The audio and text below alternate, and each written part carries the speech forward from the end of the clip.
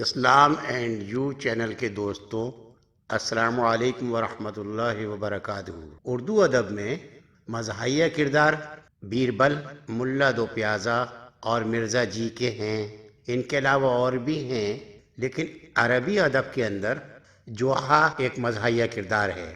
آج جو ہم جوہا کے بارے میں آپ کو بتا رہے ہیں، جوہا ایک غریب آدمی ہیں، جنگل سے لکڑیاں کاٹ کر لاتے ہیں، انہیں بیچتے ہیں اور مشکل سے بیوی بچوں کا گزر اوقات ہوتا ہے۔ لیکن مزاجاً فطرتاً یہ بڑے ہڈ حرام ہوتے ہیں۔ موقع تو اور بھی ہوتے ہیں کمانے کے، لیکن یہ جنگل سے لکڑیاں کاٹ کر لانے ہی کو ترجیح دیتے ہیں۔ اس بات پر بیوی ان سے بہت لڑتی ہے اور اکثر آپس میں ان میں جھگڑا رہتا ہے۔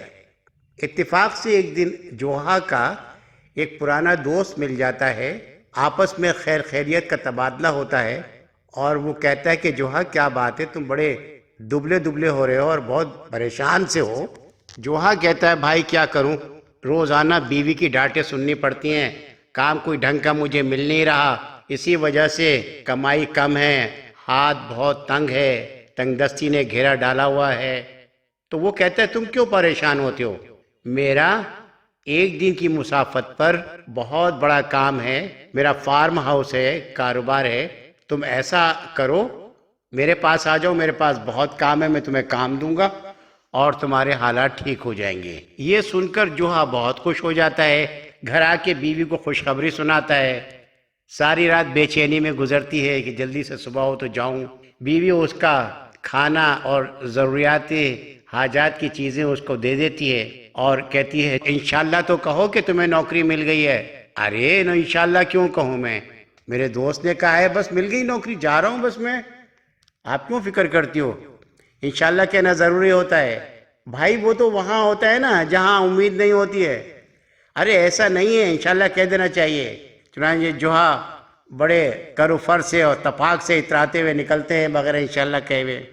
آدھا دن کی مسافت پہ جب پہنچتے ہیں تو تھک بھی جاتے ہیں، بھوک بھی لگ رہی ہوتی ہے۔ چنانچہ ایک جگہ چھوٹا سا گاؤں ہوتا ہے، وہاں پر اپنے کنویں سے پانی نکالتے ہیں، ہاتھ منہ دھو کے بیٹھتے ہیں۔ وہاں شریر بچے کھیل رہے ہوتے ہیں، وہ آ کے ان کی روٹی چھین لیتے ہیں اور یہ ان کے پیچھے بھاگتے ہیں، کچھ بچے ان کے کپڑے کھینچتے ہیں اور اس طرح سے یہ ایک عجیب قسم کی دھینگا مشتی شروع ہو جاتی ہے۔ اب کھانا بھی گیا اور کپڑے بھی پھٹے اور بڑی مشکل سے جان بچا کے واپس گھر کی طرف لوٹتے ہیں اور لوٹتے لوٹتے شام ہو جاتی ہے۔ جب بیوی ان کا یہ حال دیکھتی ہے تو بہت صدمے سے چور چور ہو جاتی ہے۔ حال احوال پوچھتی ہے تو بتایا جاتا ہے کہ ان کے ساتھ کیا ہوا۔ تو بیوی یہ کہتی ہے کہ دیکھو بھائی، تم نے انشاءاللہ نہیں کہا تھا، اس لیے یہ مصیبت آئی۔ بڑے شرمندہ ہوتے ہیں، چنانچہ پھر سو جاتے ہیں اور صبح اٹھ کے تیار ہوتے ہیں اور سب ان کا اسی طرح سے انتظام بیوی کر دیتی ہے۔ تو چلتے وقت کہتے ہیں بیوی میں جا رہا ہوں انشاءاللہ، آپ فکر نہیں کریں، انشاءاللہ نوکری مل گئی ہے مجھے انشاءاللہ، اور میں انشاءاللہ اب شریر بچوں سے دور رہوں گا انشاءاللہ اور اپنی لائن میں چلوں گا انشاءاللہ، اور فکر نہیں کرو انشاءاللہ، جب وہ چھٹی دے گا تو پھر انشاءاللہ آؤں گا، اور میں جا رہا ہوں بیوی انشاءاللہ، بچوں انشاءاللہ میں جا رہا ہوں، دعاؤں میں یاد رکھنا۔ یہ کہہ کے جو وہاں سے نکل جاتے ہیں اور کامیاب ہو جاتے ہیں۔ تو دوستو بات یہ ہے کہ ہم جو بھی کام کریں انشاءاللہ کہا کریں اس میں، کہ اللہ چاہے گا تو یہ کام ہو جائے گا۔ اللہ کی چاہت ضروری ہے، اور اللہ کی چاہت یہ ہے کہ رب العالمین کو ساتھ لے کے اب کام کریں۔ ہر جائز کام میں انشاءاللہ کہیے، ناجائز کام میں اگر کہیں گے تو پکڑے جائیں گے۔ اللہ جل وعلا ہم سب سے راضی ہو جائے۔ ہمارا چینل اسلام اینڈ یو ہے، اس کے ذریعے سے آپ کو ایسی ہی مفید باتیں مختلف انداز سے سمجھائی جاتی ہیں۔ امید کی جاتی ہے کہ آپ ہمارا چینل سبسکرائب کریں گے اور اپنی دعاؤں میں ہمیں یاد رکھیں گے۔